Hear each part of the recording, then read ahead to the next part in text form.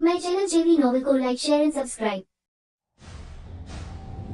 खतरनाक बिजलियों से तैयार हुआ सूरज एक ही झटके में आसमान को चीरते हुए आगे बढ़ने लगा और लोगों की घबराहट भरी नजरों के सामने ध्रुवांश के पास पहुंचा। उस हमले की रफ्तार इतनी ज्यादा तेज थी कि उससे बचा ही नहीं जा सकता था। जब रीजा ने वो हमला ध्रुवांश के पास जाते हुए देखा, उसके चेहरे का डर और उसकी घबराहट काफी ज्यादा बढ़ गई। इस दौरान ध्रुवांश को अपना शरीर बेहद मजबूत करने के बाद भी एक अजीब सा दर्द महसूस हुआ। ये दर्द काफी ज्यादा चुभने वाला था।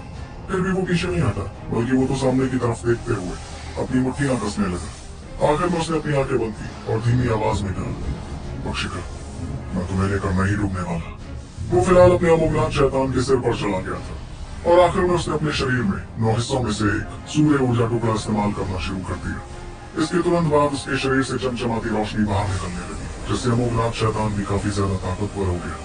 तभी ध्रुवांश की आंखें खुली और वो सुनहरी जगमगाती रोशनी आगे बढ़ते बिजलियों के सूरज से टकरा गई। उसकी वो रोशनी बहुत से प्राचीन निशानों से भरी थी, जिनके चमकने पर वो सुनहरा सूरज और भी ज्यादा ताकतवर हो गया। फिर जैसे दोनों तरफ से आते सबसे शक्तिशाली हमले एक दूसरे से टकराए, तो हर किसी ने देखा कि एक पल हवा में उठने के बाद ध्रुवांश का सुनहरा सूरज बिजली सूरज के आर पार हो गया। उस सुनहरी रोशनी से तैयार सूरज में ऐसी ताकत थी कि वो देखते ही देखते प्रोबा की तरफ बढ़ने लगा।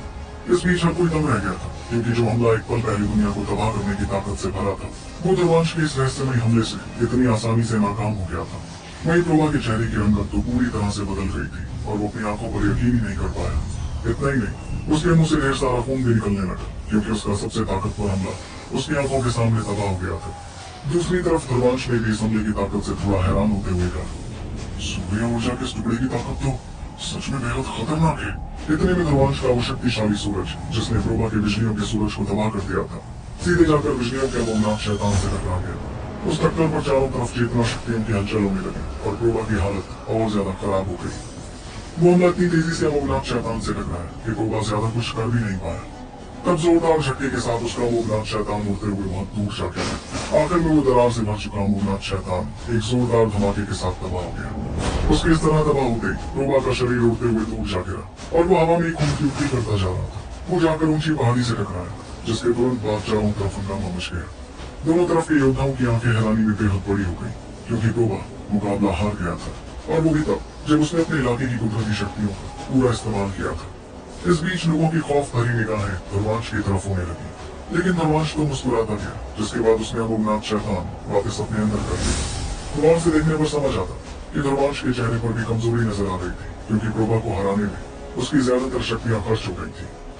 फिर ध्रुवांश तेजी से आगे बढ़ा और उस पहाड़ के पास पहुंचा, जिससे टकराकर प्रोबा जमीन पर गिर पड़ा था। ध्रुवांश ने देखा कि प्रोबा खून से लथपथ हो गया था और उसे काफी ज्यादा बुरे जख्म आए थे। उसे देखकर ध्रुवांश ने यहाँ बढ़ते हुए अपनी नजर आसमान में होते मुकाबले की तरफ की, जिसके बाद उसने कहा, लीडर प्राण, तुम्हारे सेनापति प्रोबा ने तो तुम्हें काफी मायूस कर दिया। अब क्या करने का इरादा है? उसने जैसी अपनी बात कही तो अचानक प्राण की नजर उस पहाड़ की तरफ हुई, जहाँ ध्रुवांश और प्रोबा मौजूद थे। फिर उसने देखा कि कैसे ध्रुवांश प्रोबा को उठाने लगा था, जिसे देखते ही प्राण चिल्लाया, उसे वहीं छोड़ दे, वरना मैं तुझे छोड़ूंगा नहीं लड़के। इस पर उसके सामने से एक बेरहम आवाज सुनाई पड़ी, तुम्हारे अंदर इतनी ताकत है दूसरों को बचाने की, पहले खुद को तो बचा लो। यह आवाज थी पक्षिका की, जो पंख फड़फड़ाते हुए शक्तियों का बवंडर तैयार करने लगी, जिसके अंदर प्राण उलझने लगा। अब जो कि पक्षिका ने अपनी असली शक्तियां बाहर निकाल ही दी थी, इसलिए प्राण को बचने में बहुत मुश्किल हो रही थी। ऊपर से ध्रुवांश भी प्रोबा से जीत चुका था, इसलिए पक्षिका को किसी भी बात की फिक्र नहीं थी। ऐसे में उसके हमले और ज्यादा खतरनाक और शक्तिशाली हो गए, जिससे बचना प्राण के लिए परेशानी भरा होता गया। इस बीच सिकंदरों के दल के सैकड़ों योद्धाओं की हालत काफी खराब थी। जब उन्होंने देखा कि प्राण की हालत पक्षिका के सामने कैसी हो गई थी, जाहिर सी बात थी कि मौजूदा हालात उनके लिए कहीं से भी अच्छे नहीं थे। जहाँ एक और प्रोबा ध्रुवांश की गिरफ्त में था, तो वही प्राण भी पक्षिका से हारने की कगार पर था। इस डर के मारे सिकंदरों के गढ़ के सभी योद्धाओं ने दुश्मनों से लड़ना बंद कर दिया, बल्कि बहुत से लोग तो अपनी अपनी जान बचाकर वहां से भागने भी लगे।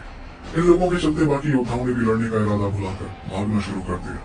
इसलिए कुछ ही मिनटों में सिकंदरों के गढ़ की फौज आधी से भी कम हो गई। रही बात नक्काश दल के योद्धाओं की, तो वो ऐसे भगोड़ों का पीछा करते गए और मौका मिलते ही कुछ लोगों को मौत की घाट भी उतारते गए। अब उस जंग का नतीजा जग जाहिर हो गया था। अपने साथ के बारे में सोचकर प्राण गुस्से भरी आवाज में चिल्लाया, मैं इस कमजोर को छोड़ूंगा नहीं। इतना कहते उसने एक जोरदार हमला इस्तेमाल किया और मौका देखते ही वो वहां से 1000 फुट दूर चला गया। तब पक्षिका ने देखा कि प्राण ध्रुवांश के नजदीक पहुंच गया था और उस पर हमला करने वाला था। इस बीच ध्रुवांश के चेहरे पर भी हल्की परेशानी दिखने लगी। मगर फिर उसने तुरंत अपने हाथ में जकड़े प्रोभा को काफी दूर फेंक दिया। ये देखते ही प्राण गुस्से में अपने दांत पीसने लगा, मगर फिर उसने ध्रुवांश पर हमला करने की बजाय जाकर प्रोभा को संभालने की कोशिश की। उसके बाद वो दोनों एक झटके में अपनी अपनी जान बचाकर भागने लगे। लेकिन तभी आयाम को चीरते हुए आयुष्मान ज्वाला दिखाई दी, जो पक्षिका के काबू में सीधे जाकर प्राण के शरीर में चली गई। उस हमले से प्राण के शरीर पर एक बहुत ही बुरा जलने का घाव बन गया, लेकिन वो गुस्से में वहां से जाने के सिवा और कुछ नहीं कर सका। जाने से पहले उसने गूंजती हुई आवाज में अमर पक्षी को धमकाते हुए कहा, अमर पक्षी, ध्रुवांश, मेरा इंतजार करना। किलारू दल को खत्म करना इतना आसान नहीं है और हम इस मामले को हरगिज नहीं भूलेंगे। मैं वापस लौटूंगा और तब तुम्हें मुझसे कोई नहीं बचा पाएगा। ये कहते हुए प्राण आयाम चीर कर वहां से पूरी तरह चला गया। वही प्राण को इस तरह भागते हुए देख ध्रुवांश चैन की सांस लेने लगा। वो भी जानता था कि उसकी ताकत काफी हद तक खर्च हो गई थी। इसका मतलब अगर वो मुकाबला और देर तक चलता तो ध्रुवांश को भी काफी बड़ी कीमत चुकानी पड़ जाती। इतने में पक्षिका सीधे ध्रुवांश के पास आई और उसने ध्रुवांश की कमजोरी को देखकर उससे पूछा, सब ठीक तो है ना? इस पर ध्रुवांश मुस्कुराते हुए अपना सिर हिलाने लगा। ऐसा करते ही उसने वो इलाका देखना शुरू किया जहाँ मुकाबलों की वजह से काफी ज्यादा तबाही मच गई थी। लेकिन जिस चीज से ध्रुवांश की आंखों में चमक आ गई थी वो था सामने दिखता काले रंग का पहाड़। उस पहाड़ को देखकर ध्रुवांश ने खुशी के साथ कहा, खिलारू दल का घर और उसका खजाना अब हमारा हुआ। इस दौरान उनके साथी मिलकर सिकंदरों के गढ़ के योद्धाओं को सबक सिखाते जा रहे थे, जबकि ध्रुवांश और पक्षिका शांत खड़े रहे। नकाश दल के बाकी साथियों को इस बात से कोई एतराज नहीं था कि इस पहाड़ी पर अमर पक्षी को कब्जा जमा रहा था। ऐसा इसलिए क्योंकि उसने अपना मकसद शुरू से ही सभी को बता दिया था। वही पहाड़ को जीतने के बाद पक्षिका ध्रुवांश, रीजा और लीजा के साथ खजाना देखने चली गई। आमतौर पर सभी दल अपने खजाने दल के एक तहखाने में रखते थे और यही हुआ करता था ढेर सारा शक्ति तरल। जैसी कि उन्हें उम्मीद थी, एक तहखाना था जिसकी रखवाली एक चेतना जाल कर रहा था, पर पक्षिका की ताकत के सामने वो चेतना जाल भी टिक नहीं सका। फिर जैसे वो लोग तहखाने के अंदर गए तो उन्हें देखा कि उसके चारों तरफ चेतना शक्तियां मौजूद थी। सबसे पहले अंदर गई थी पक्षिका, जिसके ठीक पीछे था ध्रुवांश। अंदर जाती हुई एक बेहद शक्तिशाली बिजली दिखी जो किसी अजगर जैसी लग रही थी। वो बिजली असल में किसी चीज की रक्षा कर रही थी जो था शक्ति तरल। शक्ति तरल किसी बड़े दल के लिए बेहद खास होता था, इसलिए वो उसे तहखाने कड़े में न रखकर चेतना जाल की मदद से अपने दल में कहीं सुरक्षित रखते थे। और प्राण जैसे योद्धा को कभी नहीं लगा था कि वो लोग जंग हारने वाले थे, वरना वो इस शक्ति तरल को अपने साथ ले जाने का इंतजाम पहले ही कर लेता। इतने में पक्षिका ने मुस्कुराते हुए रीजा से कहा, रीजा, शक्ति तरल की बूंदों को अच्छी तरह से गिन लो। आगे से हमारे गुट को अपनी जेब से शक्ति तरल खर्चने की जरूरत नहीं पड़ेगी। इस पर ध्रुवांश ने कुछ सोचते हुए हंसना शुरू कर दिया। फिर वो शक्ति तरल से अपना ध्यान हटाते हुए तहखाने में मौजूद बाकी चीजों को देखने लगा। एक पल बाद वो आगे आया और किनारे पर रखे एक पत्थर के पास आकर रुका। उस पत्थर पर कुछ डिब्बे रखे हुए थे जिनके आसपास बिजली कवच भी बरकरार था। ध्रुवांश ने अपना हाथ लहराकर चेतना शक्तियों से इस बिजली कवच को अलग किया, जिसके बाद वो उनमें से एक डिब्बे को देखने लगा। डिब्बे को खोलते ही उसमें उसे कुछ लफ्ज दिखे जो थे बिजली शरीर। वो भी शरीर बदलने वाली एक चेतना कला थी, मगर ध्रुवांश ने अपना सिर हिलाते हुए कहा, मेरे पास पहले से एक ताकतवर शरीर बदलने वाली कला है, ऐसे में मैं इसका क्या करूंगा? लेकिन ये दूसरों को देने के काम तो आ ही सकता है। फिर ध्रुवांश ने वो डब्बा अपने पास रख लिया, जिसके बाद वो बाकी के डिब्बों को देखने लगा। इन सभी डिब्बों में बिजलियों से जुड़ी कोई तकनीक या चेतना कला थी, लेकिन ध्रुवांश को कोई भी ज्यादा पसंद नहीं आई।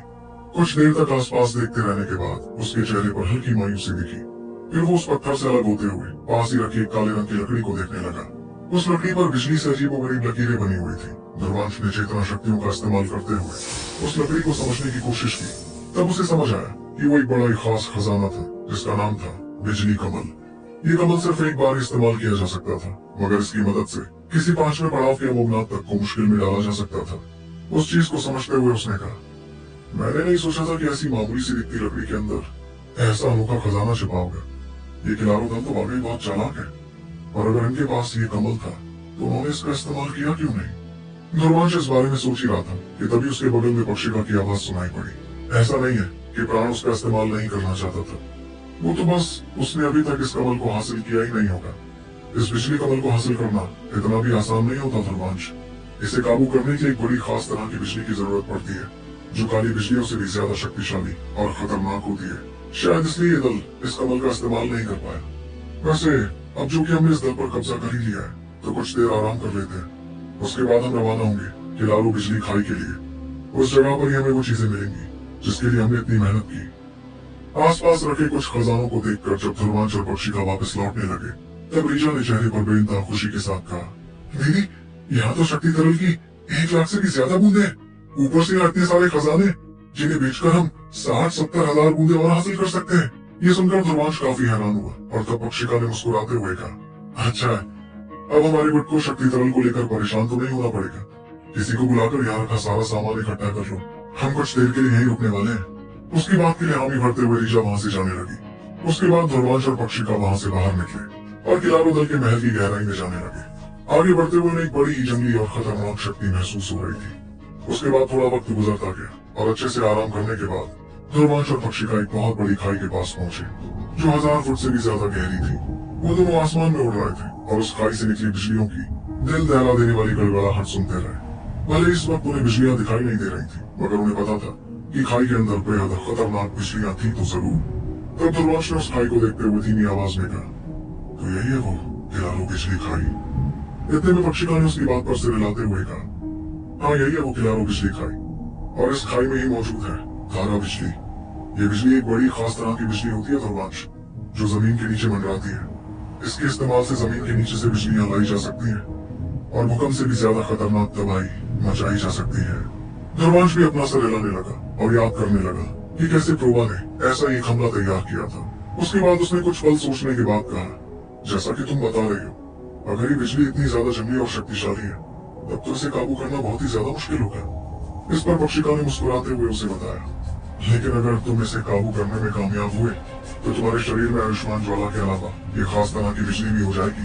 तुम भी समझ ही रहे होंगे इसकी ताकत काली बिजली से बहुत ज्यादा खतरनाक है। ऐसे में जोखिम उठाना तो जायज रहेगा। ये सुनते वक्त ध्रुवांश रजामंदी जताने लगा, जिसके बाद उसने कहा, अगर ऐसी बात है तो हम यहाँ से इसे ताड़ क्यों रहे? चलो चलते हैं इस किलारो बिजली खाई में। तो क्या इस अटपटी मगर जंगली बिजली को हासिल कर पाएगा ध्रुवांश? और क्षेत्र युद्ध में कौन से नए राज खुलने वाले हैं जल्द जानने के लिए सुनते रहिए सुपर योग का सिर्फ पॉकेट एफएम पर।